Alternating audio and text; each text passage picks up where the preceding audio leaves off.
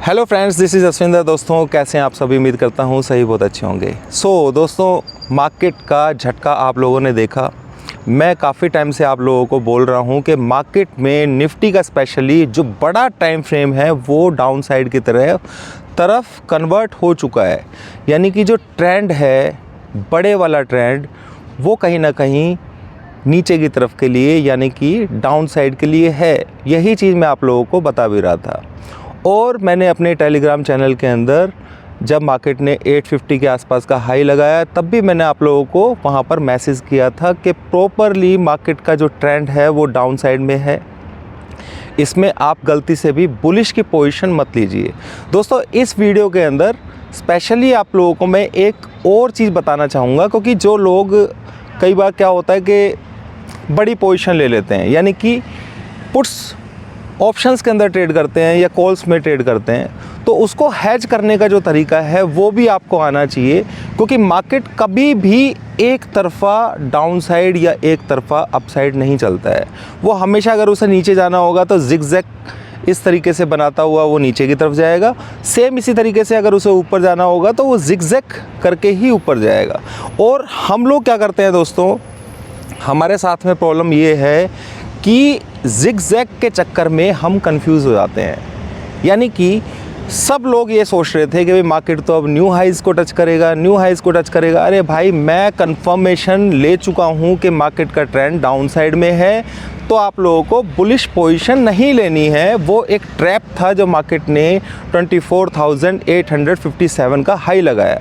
उसके बाद मार्केट ने, मेरे पास एक पॉइंट था 24,300 कि वहाँ पर पुल बैक था वो, कि उस पुल बैक को टच करने के बाद इसे 857 नहीं टच करना है। और 857 टच नहीं करेगा तो मार्केट को नीचे ही जाना है। 857 बाई चांस टच करता तो मार्केट थोड़ा सा ऊपर की तरफ जा सकता था, पर ट्रेंड उसका डाउन साइड में ही कंटिन्यू रहता। ये चीज़ कंफर्म थी। तो 857 का नंबर है वो ब्रेक नहीं हुआ। 300 जैसे ही ब्रेक हुआ उसके बाद एक बार उसने जंप लेने की कोशिश की। 790 तक के भी लेवल्स उसने दिखाए और इंट्राडे में ही समझ में आ गया था जब उसने 790 का हाई लगाया कि भाई अब ये ऊपर की तरफ मार्केट नहीं जाने वाला है, इसके अंदर यहीं से ही मार्केट नीचे की तरफ जाएगा। तो ये सारी सिचुएशंस दोस्तों आप लोगों ने समझी होंगी और देखी भी होंगी। अब क्या होगा आने वाले टाइम में, देखो एक चीज़ तो गांठ मान लो, जो मेरे को फॉलो करते हो, बाय की पोजीशन नहीं लेनी है। बात को ध्यान से समझना है। यहाँ पर जो मैं समझाने की कोशिश कर रहा हूँ, आप लोगों को बाय की पोजीशन किसी भी हालत में नहीं लेनी है।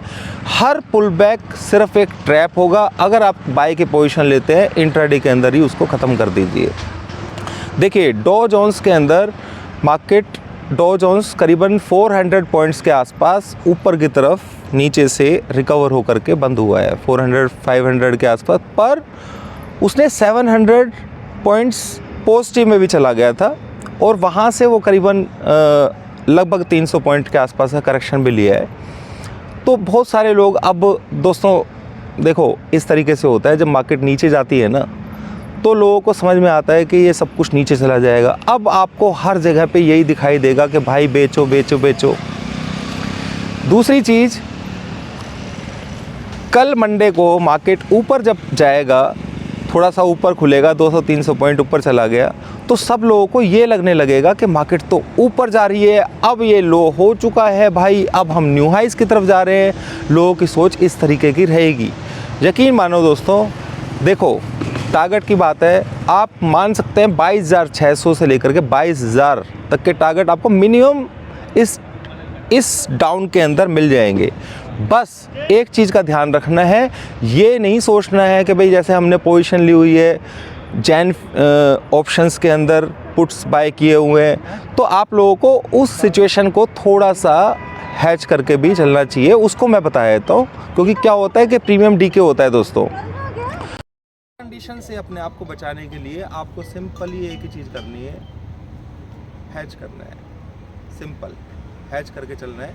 वो किस तरीके से करेंगे आप चैन का नीचे डाउन साइड के लिए आप अराउंड फैब का आसपास का, वहाँ पर जो पुट पोजीशंस हैं उनको मतलब 600-700 पॉइंट्स दूर, यानी कि अगर हम समझें इस चीज़ को तो 23,000 के अराउंड, वहाँ पर आप उनको जो दूर की पुट्स हैं उनको शॉर्ट कर सकते हैं। तो उस कंडीशन में क्या होगा कि मार्केट अगर टाइम भी लगाएगा तो जो आपने ऊपर यहाँ पर पुट्स वगैरह बाय किए हुए तो उसका जो प्रीमियम है वो कहीं ना कहीं आप लोगों को पेन नहीं देगा अगर मार्केट कुछ टाइम के लिए साइडवेज होती है। तो ये एक स्ट्रेटजी है जो मैं यूज़ करता हूँ हमेशा 500 to 600, और मैं कोशिश करता हूँ कि मेरे को अगर 15 तारीख के आसपास है, 15 दिसंबर के आसपास है, तो मैं जैन का ही फ्यूचर में करूँगा ट्रेड और नेक्स्ट वाले फ्यूचर का सेल करके ही कोशिश करूँगा, क्योंकि उसमें प्रीमियम डीके अगर मार्केट वहाँ तक जाना भी है तो आपको पुट जो है वो बेनिफिट दे ही देगी। दूसरा जो पुट आपने शॉर्ट की हुई है उसका प्रीमियम कहीं ना कहीं गलता हुआ दिखाई देगा।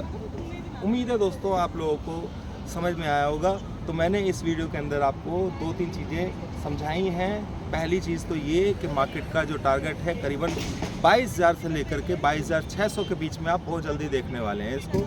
कल मार्केट के अंदर 23 अगर मैं बताऊं इंट्राडे के लिए 23,500 के आसपास का छोटा सा सपोर्ट है। रेजिस्टेंस देखें तो मेजर रेजिस्टेंस अभी फ़िलहाल जो बना हुआ है वो 24,390 का है, पर 24,100 के आसपास भी जो कल फ्राइडे का हाई है वो भी रेजिस्ट कर सकता है। इस चीज़ को भी नहीं भूलना है दोस्तों। इंट्राडे के लिए मैं आप लोगों को कोई भी ऐसा कुछ नहीं बता रहा हूँ यहाँ पर।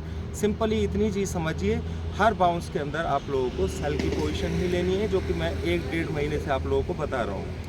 उम्मीद करता हूँ आप लोगों को समझ में आ गया होगा।